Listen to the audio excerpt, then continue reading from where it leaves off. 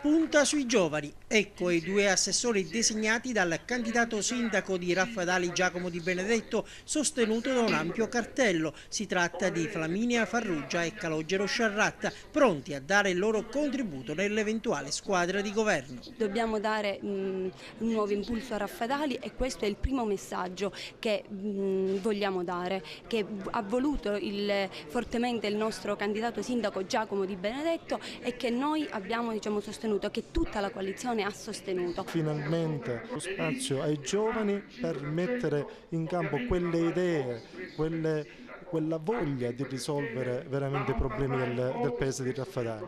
Ieri sera la convention, dopo la presentazione delle liste dei candidati, tanti volti nuovi, ma non mancano anche i veterani. Io darò di nuovo il mio contributo affinché il Consiglio ritorni a svolgere il suo ruolo prelevante, il ruolo di indirizzare, il ruolo del fare. Ritengo che sia necessario che a Raffadali il meglio, le persone che possono dare un contributo possano spendersi e possano in prima linea scendere in campo per dare un contributo alla risoluzione dei problemi del Paese. Lui, Nino Spoto, non è invece un consigliere comunale uscente, ma è un consigliere provinciale deciso a rituffarsi nell'agone politico-amministrativo locale. Dopo aver fatto quella che si dice l'esperienza provinciale, oggi io ritorno a Raffadali, nei banchi spero del Consiglio Comunale.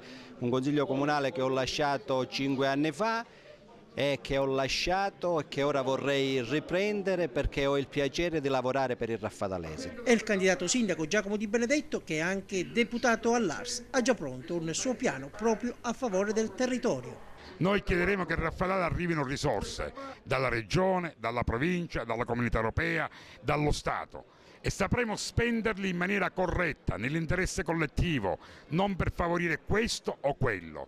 Lo faremo in maniera assolutamente trasparente, guardando alle priorità delle persone e del territorio e non agli interessi del chi abita in una strada o dell'amico da favorire contro l'altra opera.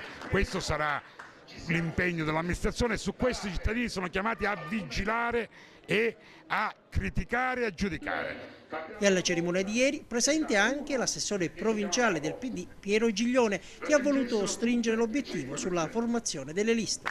Abbiamo il rinvito di contenute queste liste, non ci sono candidati a 0 voti, non ci saranno candidati che non parteciperanno alla campagna elettorale perché ce l'hanno chiesto, noi li abbiamo messi all'interno di questi contenitori importanti di partiti.